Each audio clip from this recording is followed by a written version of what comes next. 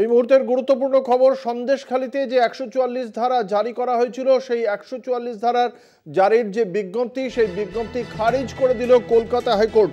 আজ কলকাতা হাইকোর্টে এই মামলাটি ওঠে এবং সেই মামলার প্রেক্ষিতেই সন্দেশখালীর ১৪৪ ধারা জারি করার বিজ্ঞপ্তি খারিজ করা হয়েছে। খারিজ করেছেন বিচারপতি জয় সেনগুপ্ত। বিচারপতি যে কথা জানিয়েছেন যে সন্দেশখালীতে ১৪৪ ধারা জারি করতে হলে এলাকা নির্দিষ্ট করে চিহ্নিত করতে হবে, কোন এলাকা উত্তেজনাপ্রবণ তা নির্দিষ্ট করতে হবে, নির্দিষ্ট করে কোন এলাকায় গণ্ডগোল হচ্ছে, কতটা অঞ্চল জুড়ে উত্তেজনা রয়েছে, তাই ১৪৪ ধারা জারি করা বিজ্ঞপ্তিতে উল্লেখ করা নেই। এবং ১৪৪ ধারা জারি করার আগে আরও ভালোভাবে পরিস্থিতির পর্যালোচনা করা উচিত ছিল, যত্ন নিয়ে পরিস্থিতি খতিয়ে দেখা উচিত ছিল বলেই জানিয়েছেন তিনি।